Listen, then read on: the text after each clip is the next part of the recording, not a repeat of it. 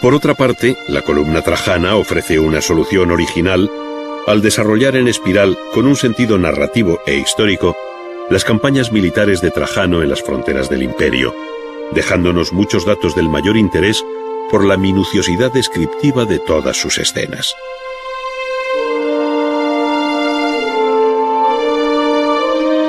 Absolutamente nuevo y sin antecedentes en la escultura griega, resultan ser los relieves funerarios sobre los frentes de los sarcófagos, entre los que siempre se admirará el llamado sarcófago Ludovisi, que cuenta con gran realismo, en una imagen de claro espíritu barroco,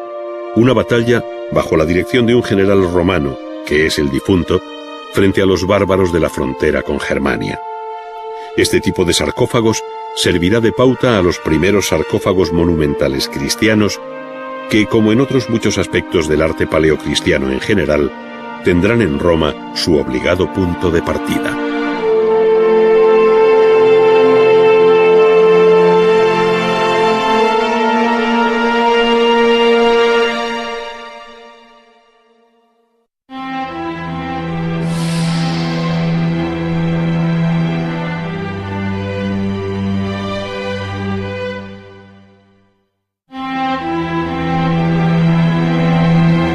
La pintura griega tiene también lejanos antecedentes en la cultura cretense, donde la decoración mural nos ha permitido conocer movidas escenas de tauromaquia y la forzada representación de la figura humana que evidencia influjo egipcio, además de las conclusiones que cabe extraer de la decoración pintada en las distintas piezas cerámicas halladas en las excavaciones, como la conocida crátera micénica de los guerreros del siglo XIII a.C.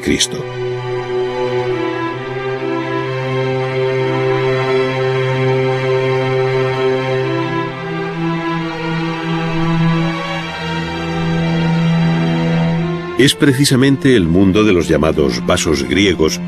el que permitirá conocer lo que fue la antigua pintura griega, pues perdidas las obras maestras de los grandes pintores como Polignoto o Zeuxis, tan celebrados en su día por los autores clásicos, hemos de contentarnos con descubrir su reflejo en la cerámica pintada, donde alfareros y pintores crearon un capítulo propio de extraordinaria belleza dentro del arte griego, tanto por la forma de las piezas como por las escenas pintadas.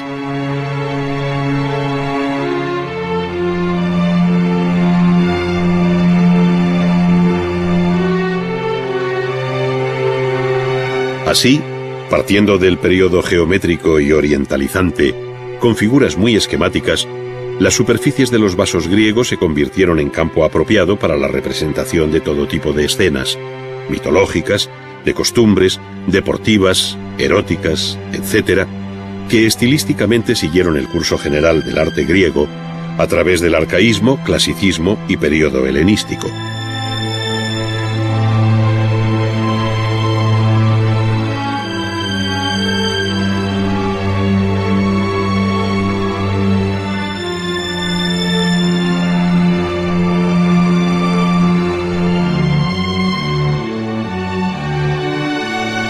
Sus figuras son unas veces rojas sobre fondo negro y otras, al contrario, figuras negras sobre fondo rojo, salvo la excepción de los lekitoi, funerarios, que se pusieron de moda en la Atenas de Pericles, donde las figuras aparecen sobre un fondo blanco, generalmente en torno al difunto, que aparece siempre vivo.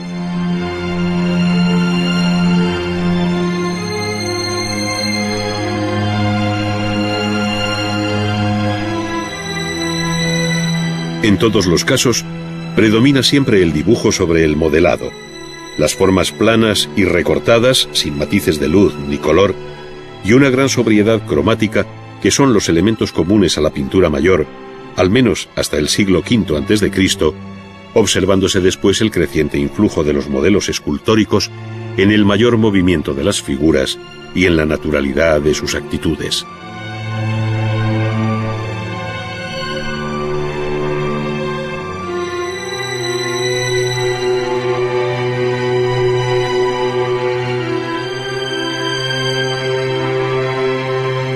A partir de entonces, la cerámica siguió decorándose sobre estos viejos esquemas, al margen de la gran revolución que introdujo uno de los pintores más famosos de todos los tiempos, Apeles, un verdadero mito dentro de la historia de la pintura, retratista de Alejandro Magno, pero de quien, sin embargo, no nos ha llegado obra alguna.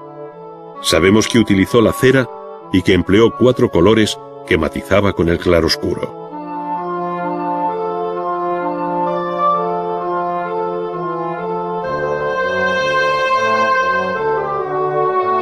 Desde aquel momento, la gran pintura mural tomó derroteros nuevos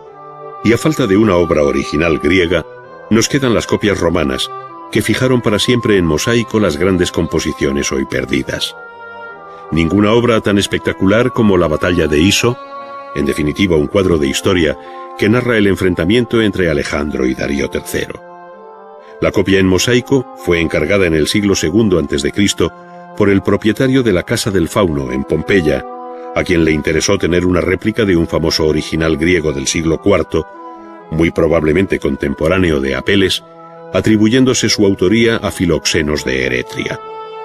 La imagen es muy elocuente acerca de la composición, escorzos, movimiento y dramatismo que, preludiando el arte helenístico, deja muy atrás al clasicismo de los años de Pericles.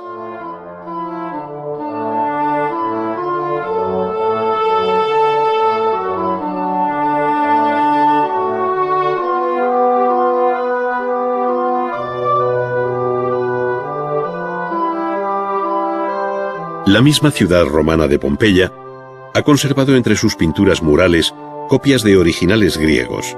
como la magnífica escena de la liberación de Andrómeda por Perseo, pintada en el siglo I en la casa de los Dioscuros, pero cuyo original se debe al pintor griego Nikias y data de la segunda mitad del siglo IV a.C. La proporción del atlético cuerpo de Perseo se ajusta al canon fijado por entonces por el escultor Praxiteles, para quien la altura ideal del cuerpo humano era de 8 cabezas, es decir, una figura más esbelta que la creada por Policleto años atrás.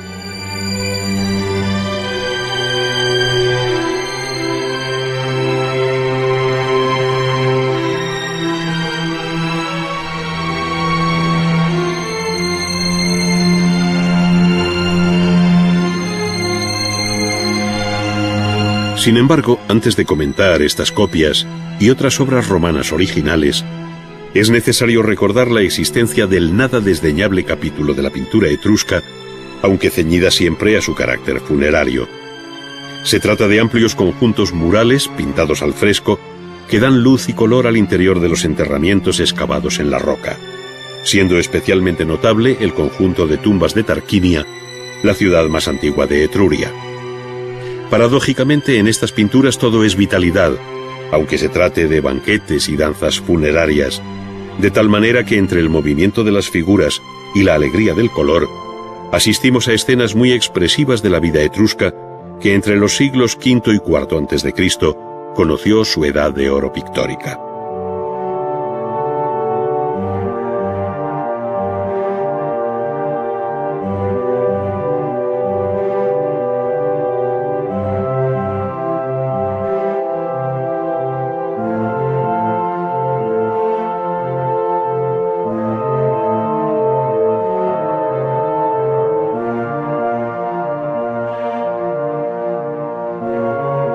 La ciudad de Pompeya, que quedó bajo las cenizas del Vesubio en el año 79, ha conservado milagrosamente gran parte de las pinturas murales del interior de sus ricas mansiones, pudiendo estudiarse allí los diferentes estilos que Vitruvio recoge en su Tratado de Arquitectura, ya que su representación tiene un fuerte componente arquitectónico, perspectivo y teatral que no parece tener antecedentes en el mundo griego.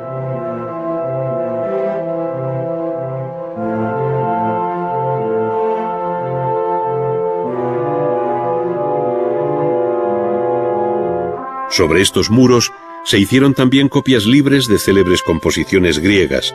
como las bodas aldobrandinas, referidas a las de Alejandro con Roxana, obra del pintor griego Aetion, o el sacrificio de Ifigenia, cuyo original se atribuye a Timantes y se pintó para la llamada casa del poeta trágico de Pompeya. No obstante, en esta ciudad, el conjunto más sorprendente y original es el de la Villa de los Misterios, una de las cimas del arte clásico por la serena belleza de su composición y el movimiento de sus figuras, destacando la gracia, cadencia y ritmo con los que bailan algunas de las protagonistas. Por otra parte, la columna trajana ofrece una solución original al desarrollar en espiral, con un sentido narrativo e histórico,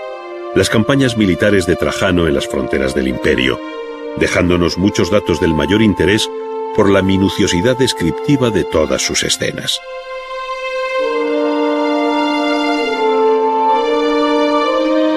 Absolutamente nuevo y sin antecedentes en la escultura griega, resultan ser los relieves funerarios sobre los frentes de los sarcófagos, entre los que siempre se admirará el llamado sarcófago Ludovisi, que cuenta con gran realismo, en un punto de partida.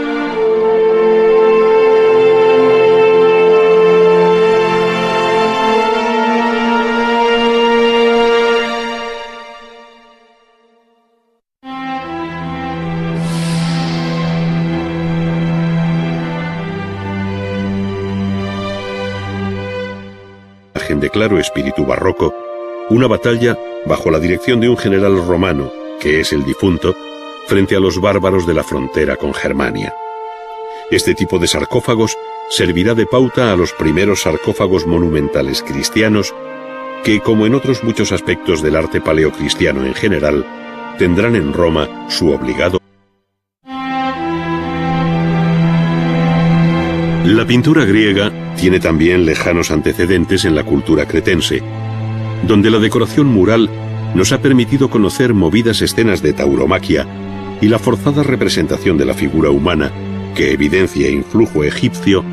además de las conclusiones que cabe extraer